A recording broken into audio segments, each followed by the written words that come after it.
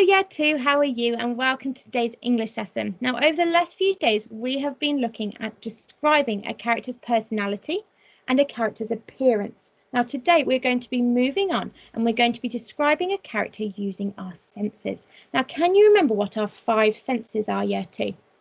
Yes, you're right. We have the sense of sight, smell, hearing, taste and touch. Now we are going to be focusing on 3 of those senses today to describe our character. We are going to be focusing on the sense of smell, the sense of sight and the sense of hearing. And we are going to be looking at different quotes from the book, so different things that it says in the book to help us try and work out how our character smells, how it moves and how it sounds, okay? And we're going to be using the sense of sight for how it moves because we've already described the character's appearance, so we don't need to describe that anymore. So we're going to be doing movement for the sense of sight.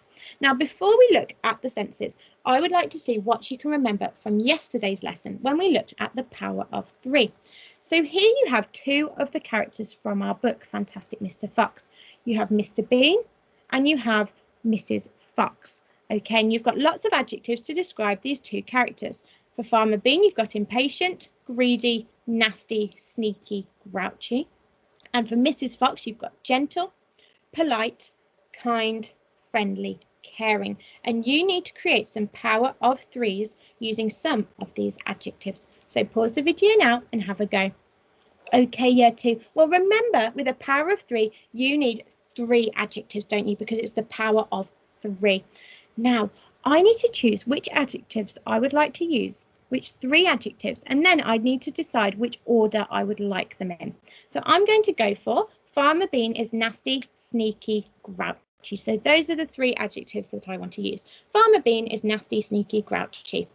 Now that doesn't sound right, does it, Year 2? What's missing here? Well, that's right. I've just listed 3 adjectives, one after another, and I haven't separated them in any way. But can you remember how we can separate items in a list? Yes, that's right. We can use a comma, can't we? Now, where can I put my comma in this sentence? Farmer Bean is nasty, sneaky, grouchy. Well, it needs to go between nasty and sneaky, doesn't it? So nasty, comma, sneaky. Now, do I need a comma between sneaky and grouchy? No, I don't, do I? Because grouchy is the last adjective in our list. So therefore, I need an and before it. So therefore, I would have Farmer Bean is nasty, comma, sneaky, and grouchy. Okay, so I've got my comma between nasty and sneaky, and I've got and between sneaky and grouchy. Okay, so did you come up with anything similar? Well, don't worry if you didn't come up with exactly what I did, because I gave you lots of adjectives. So there's lots of different power of 3 sentences that you could have come up with. Okay, now let's see what I came up with for Mrs. Fox. So I've got gentle, polite, kind, friendly, caring. Now, which 3 adjectives would I like to use and in which order? Well, I would like to use polite, friendly, caring. So Mrs. Fox is polite, friendly, caring. Now, that doesn't sound right again, does it, Year 2? What have I done wrong? Oh, I've forgotten my comma and my and. Now, where does my comma need to go? Ah, yes, it needs to go between polite and friendly to separate those 2 adjectives in my list. And then what do I need between friendly and caring? Do I need another comma? No, I don't. I need an and, don't I? So therefore, I would have Mrs. Fox is polite, comma, friendly and caring. So there we go. I've created 2 power of 3s for these 2 characters, and I would love to see what power of 3s you've come up with. If you could send them to the office, that would be absolutely brilliant. Now, again, before we move on to the senses, the other day I said that we can also include some background information about a character, such as where they live, what their job is, who they live with, where they come from, and we can also include information about their hobbies. So we're just going to do a quick activity now to write down some background information and hobby information that we can then include in our character description. So as you know, I am describing Mr. Fox, aren't I? And you're describing Farmer Bean.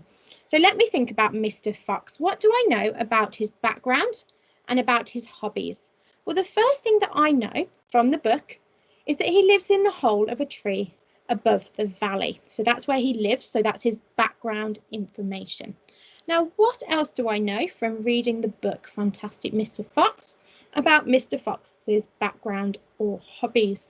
Well, I know that he lives with Mrs. Fox and the small foxes. So there we go. I've thought of 2 things, but I think I need a little bit more, don't I?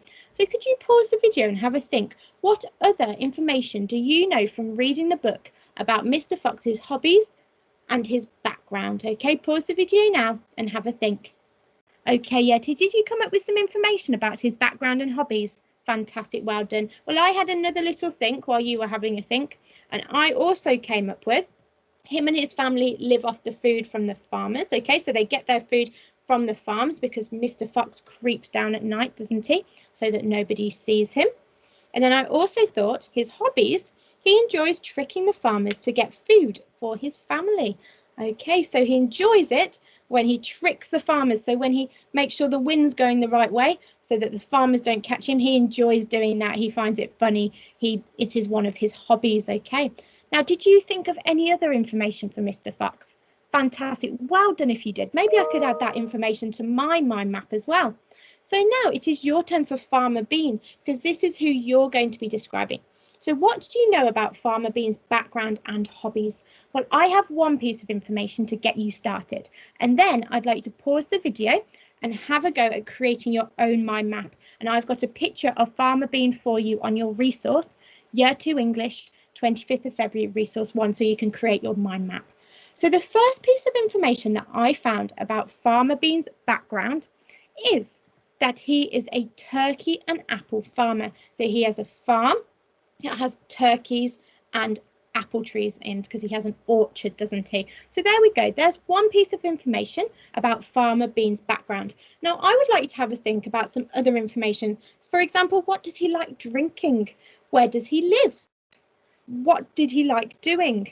And who are his friends? Okay, so there's lots of different questions that you can answer about Farmer Bean, and you might think of some other information as well. So pause the video now and have a quick think and mind map all of your ideas. Okay, Yetu, have you got lots of information about Farmer Bean? Fantastic, well done. Well, keep this safe because you will be able to use this in your character description when you're including information about his background and hobbies. So now, Yetu, we are going to look at the senses, and we are going to look at different quotes from the book to find out how our character smells, sounds and moves. So my character is Mr. Fox, isn't it? Now I've got the ear for the sense of hearing, I've got the eye for the sense of sight, and I've got the nose for the sense of smell.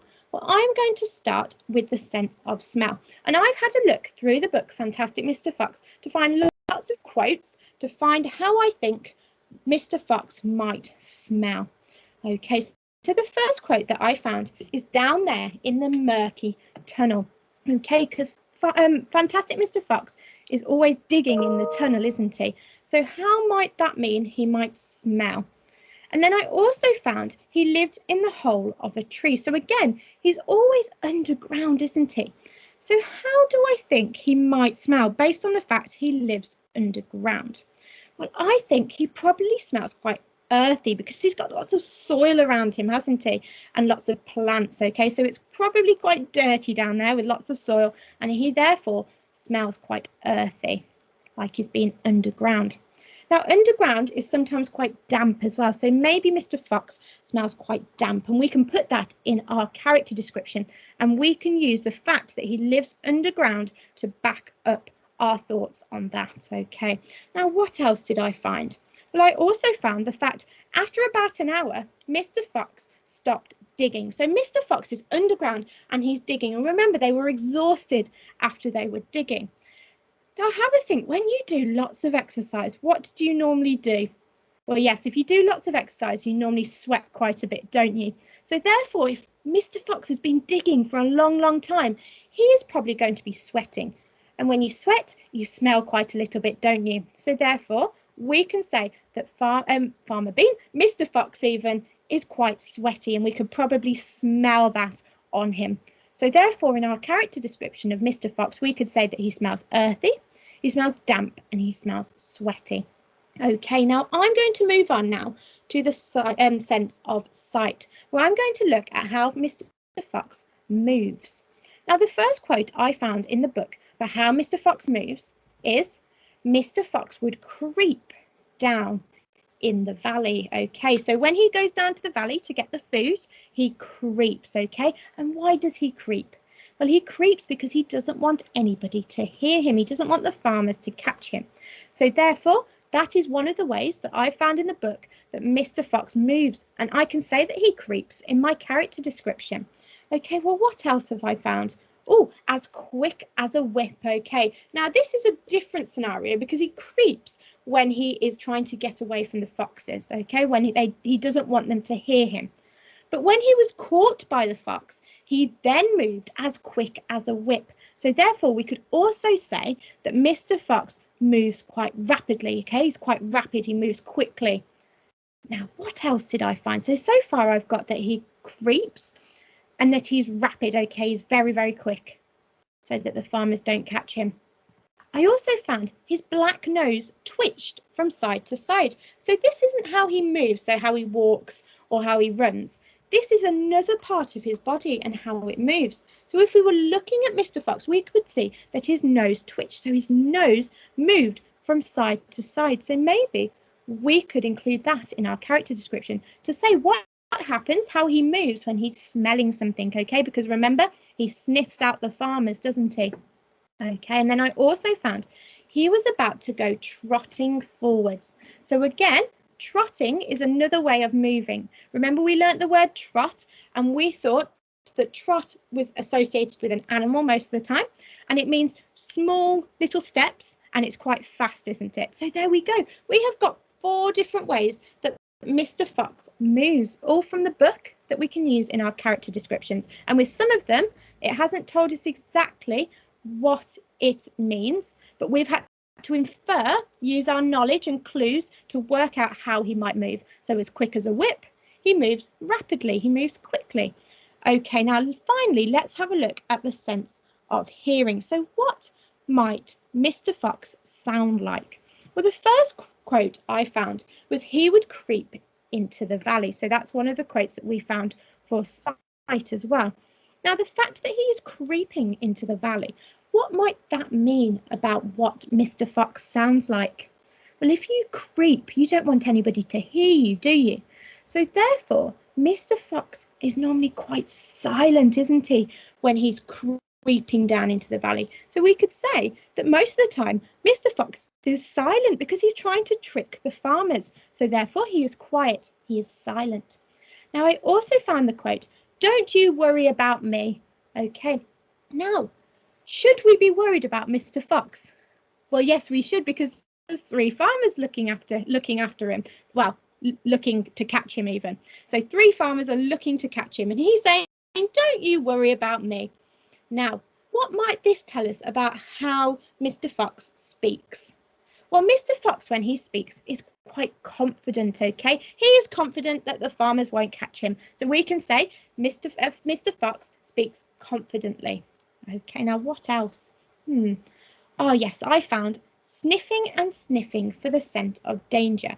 So this isn't about how Mr. Fox speaks, but this is about a sound that he makes with his nose, okay? So we can describe the sound that he makes with his nose when he is smelling, okay? So we can hear him sniffing, and that is another sense, another quote based on the sense of hearing.